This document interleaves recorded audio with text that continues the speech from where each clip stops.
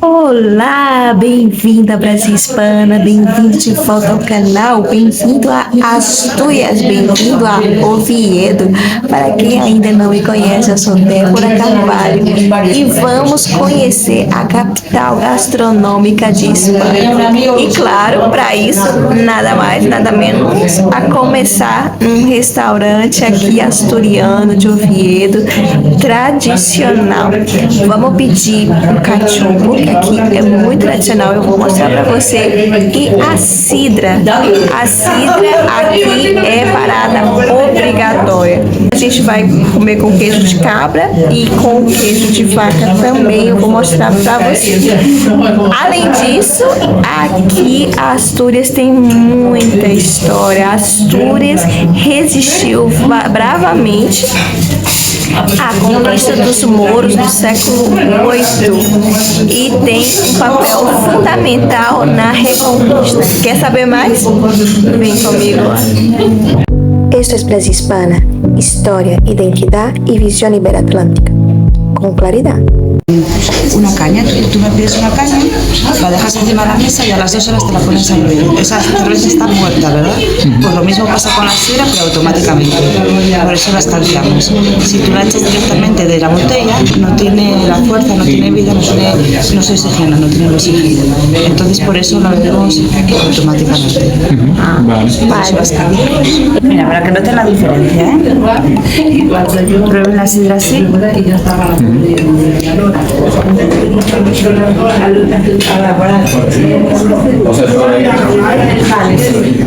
Entonces ya hay que meterlo,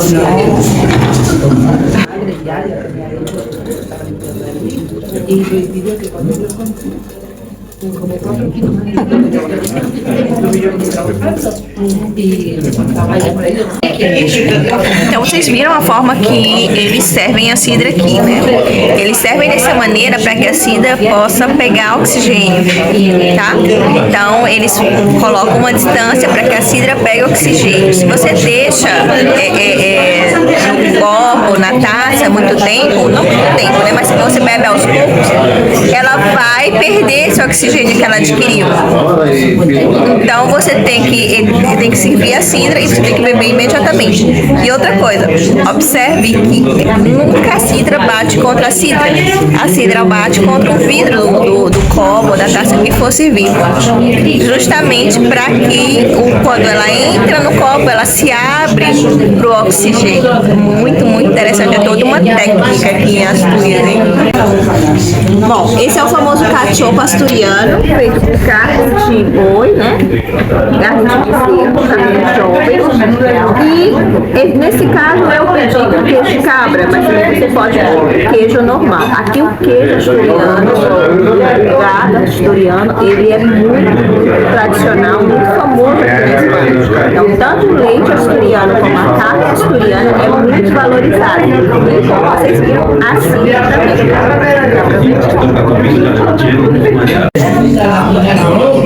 Cara, que lindo! Olha só, Espanha, ela é dividida por comunidades autônomas. Por exemplo, Comunidade Autônoma de Madrid, Comunidade Autônoma de Castilho e León, Comunidade Autônoma de Extremadura, enfim. São as regiões que a gente chama de comunidade autônoma. Astúrias não recebe o nome de comunidade autônoma, recebe o nome de Principado de Astúrias. Por quê? Por ter uma vinculação histórica e também por uma questão de honra a Astúrias. Porque no período das invasões muçulmanas, das invasões mouras, Astúrias foi o único território que permaneceu intacto. Foi o único território que os povos mouros não conseguiram invadir. Então, os povos hispano-romanos, visigodos, que vinham fugindo das invasões, das mortes, né, as lutas, as perdas, né, nas diversas lutas contra as invasões árabes, encontraram em Astúrias um lugar de refúgio. E o povo asturiano, tanto pela montanha, pelo frio, a gente vai conversar mais sobre isso, os muros não conseguiram invadir. Então existe um dito que diz: Espanha é Astúrias, o demais é terra conquistada. E Astúrias ela leva essa honra, tanto que os herdeiros do trono de Espanha, os príncipes, princesas, herdeiros do trono de Espanha, levam o título de príncipe e princesa de Astúrias, justamente pela honra a Astúrias por ter sido uma terra que nunca conseguiram conquistar, que nunca conseguiram invadir. E os prêmios esportivos também recebem, né, os prêmios de príncipe de Astúrias. Então Astúrias ela tem essa honra em Espanha. Muito, muito linda. A gente vai saber mais sobre isso, sobre a resistência asturiana à conquista e o seu papel importantíssimo na reconquista de Espanha, porque existe uma ideia de que a reconquista aconteceu no início do Estado Moderno, final de Idade Média, por 2 reis fanáticos religiosos que chegaram e tal, e expulsaram os muros. Na verdade, que essa resistência dos povos hispano-romanos e visigodos, ela sempre existiu. Ela existiu desde o minuto 1, desde 711. Ela existiu. E Astúrias, ele é esse lugar por excelência de resistência a essas invasões e de resistência dos povos hispano-romano-visigodos de manter a herança romana, a herança que eles herdaram de Roma, conservada pelos godos, e manter essa cultura fundada, né, pela tradição cristã. Então é muito lindo, a gente vai saber mais sobre a Astúrias, eu estou apaixonada. Começamos nosso percurso aqui por Oviedo, começando aqui pelo Teatro Campo Amor. E o que tem de tão especial no Teatro Campo Amor? Ele foi construído no século XIX e é aqui que se entrega os prêmios Príncipe de Astúrias, que quando no seu momento o rei era príncipe de Astúrias, agora com a princesa Leonor, prêmio Princesa de Astúrias, as principais celebridades, pessoas de destaque no mundo do esporte, da cultura, da ciência e da tecnologia, não só no mundo espanhol, mas no mundo hispânico. Olha só que lindo! Precioso, e vamos continuar aqui por Oviedo.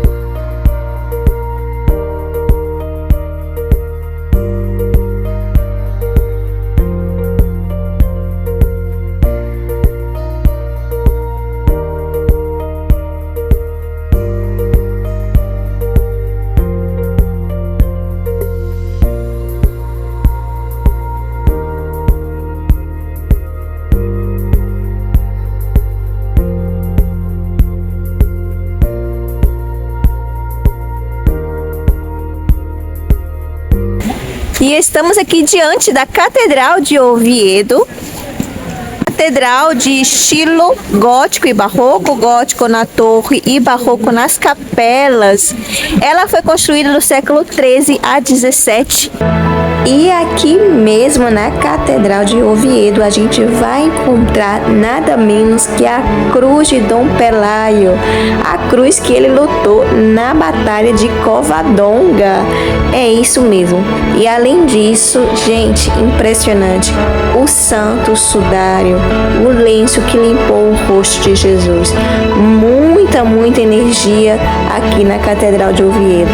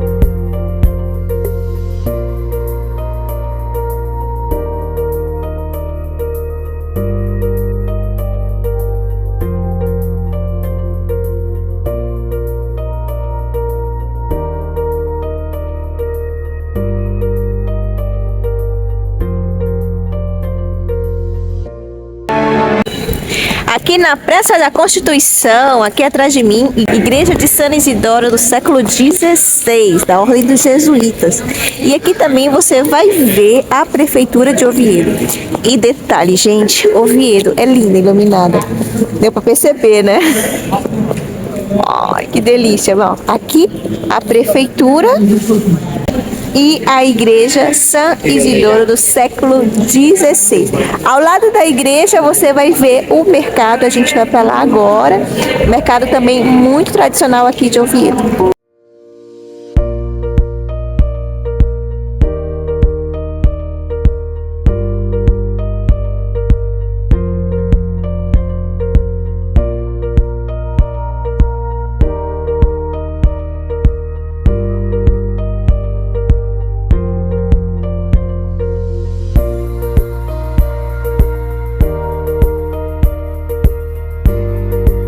Então, como vocês viram aqui do ladinho da Praça da Constituição, a gente tem o Mercado El Fontan, construído em 1792.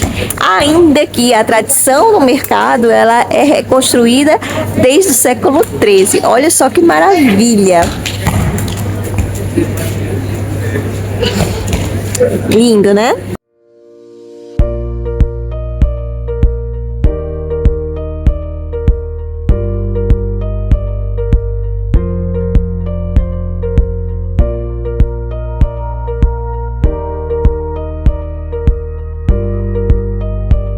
Aqui ao lado do Mercado El Fontan, a Praça El Fontan. Olha só que bonitinha, assim, toda entre casas. Bem legal.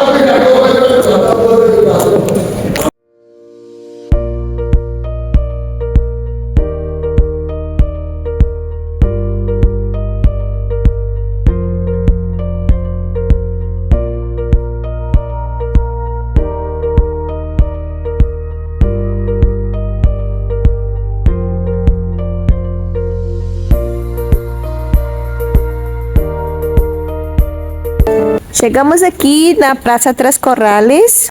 Ela foi construída entre 1864 a 1866, aqui com uma escultura A Leiteira. É muito interessante que você passa por Oviedo, você vê várias esculturas. A artesã, a leiteira, a pescadora. Então, assim, são esculturas representando o povo mesmo de Oviedo. Bem legal.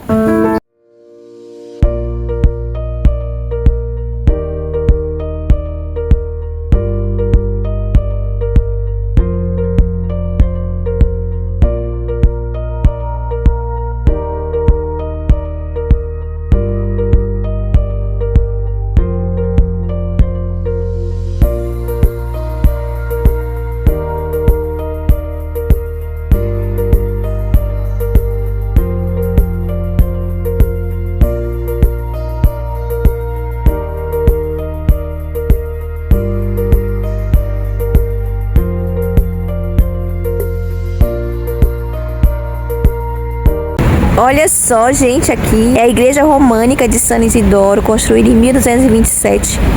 Ela estava, na verdade, essa igreja, ela estava na Praça do Paraguas, Praça del Paraguas, e foi derruída em 1923 e foi trazido esse arco aqui em 1925, aqui no Campo de São Francisco. Vocês viram como é lindo, cheio de árvores, fontes, e aqui bem agradável também para você passar uma tarde, para você passear aqui depois do jantar.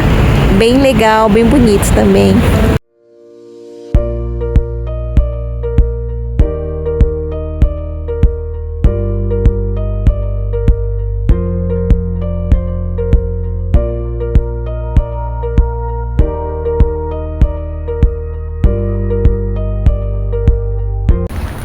Olha só quem eu encontrei, a Mafalda, orgulhosamente argentina, aqui da Historieta de Quino. Na verdade, ela tá aqui por causa do prêmio Príncipe de Astúrias, que ganhou Quino em 2014, de prêmio Príncipe de Astúrias de comunicação. Olha só que lindo, né? Como eu tinha falado para você, o prêmio Príncipe de Astúrias não é só ao povo espanhol, mas é estendido a todo o mundo hispânico. Bem legal. E os personagens da historieta de Kino você também encontra na Argentina, em Buenos Aires, no bairro San Telmo.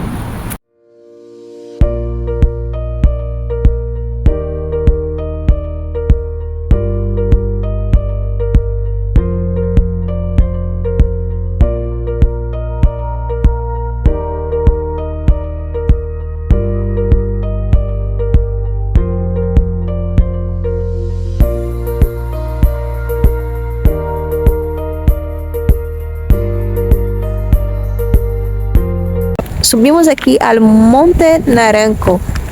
A gente vai ver alguns monumentos históricos que eu vou contar para vocês. É bom trazer dinheiro em espécie, porque hoje, por exemplo, eles estavam sem datáfono. A gente teve que pagar em espécie. Vamos conhecer agora o Monte Naranco.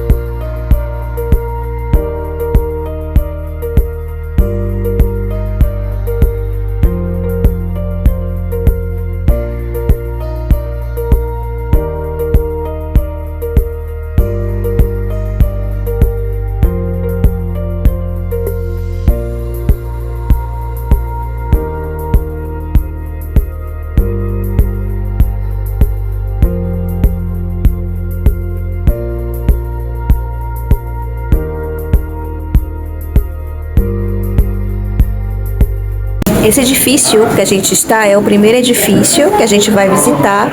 É um edifício de estilo pré-românico do século XI. Então esse edifício ele tem pelo menos 1100 anos. É pré-românico em estilo artístico e não em estilo e não em termos históricos, né? Porque claro, século IX já os romanos já não estariam, já seria um período pós-românico. Mas o edifício ele é pré-românico em estilo artístico. Interessante que os estilos pré-românicos, eles geralmente eram talhados em madeira e esse está talhado em pedra.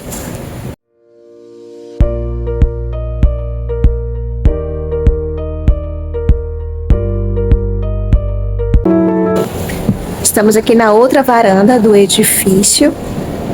Aqui ele tem duas varandas. Houve uma reconstrução das varandas no século XX, início do século XX, mas é uma réplica do que era a varanda no início, no século IX, né? Em 800 e pico. Esse edifício ele vem 100 anos depois de Pelayo, né?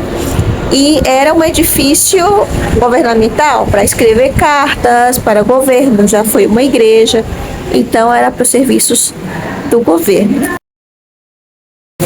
Aqui abaixo do edifício a gente tem o que seria a sala de reuniões. Percebe que aqui, vou mostrar aqui, vou baixar aqui um pouquinho. Essas pequenas escadinhas, por assim dizer, onde as pessoas sentavam. E aqui como um altar, uma mesa. Então se diz que eram salas de reuniões. Aqui a gente não vai poder entrar, mas seria o banho real. Desce umas escadinhas e teria tipo como uma piscina para o banho real. Agora vamos ao outro edifício. Bom, a gente está abandonando aqui esse primeiro edifício e a gente vai para o segundo. A gente anda um pouquinho por essa estradinha e vai haver o segundo edifício, que está logo mais à frente.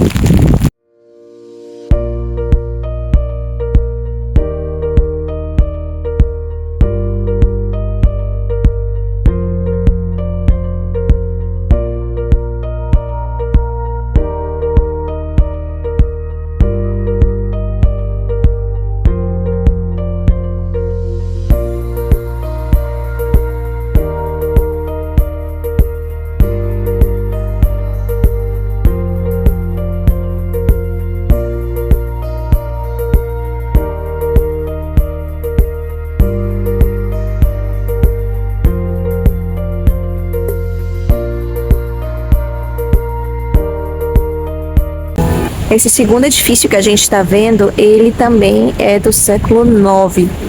Só que houve uma destruição do próprio templo, né? Na parte primeira do edifício. Essa parte de trás, ela está conservada completamente desde o século IX, porque também a chuva ela bate na parte da frente, então a parte de trás, a parte sul, né? Ela geralmente é mais conservada. A parte da frente, ela já é uma reconstrução do século XII. Aqui também se realizava missas e é interessante se você ver. Tem tipo umas escadas para subir aqui nas duas laterais, onde os reis se sentavam e viam a missa desde cima. E essa é a parte da frente, a parte que foi reconstruída já no século XII, né? Que teve as chuvas e que derrubou um pouco e já no século XII foi reconstruído. Percebe que todo esse lado aqui, ó, seria a parte que falta, então seria muito maior no século IX. E é muito lindo, gente. Assim, não pode entrar, não pode gravar dentro, né? Não pode fazer foto. Mas o que é lindo é essa conservação, né? Entender quantas vidas passaram por aqui, quantas histórias, quanta mentalidade foi se transformando ao longo do tempo. É uma energia única, assim. Quando eu entro num lugar, eu não vejo só o físico, né? Eu vejo, nossa, quantas energias entraram aqui, quantas almas entraram aqui, quantas histórias, quanta transformação ao longo do tempo de toda essa mentalidade. Brasil Hispana, un nuevo amanecer.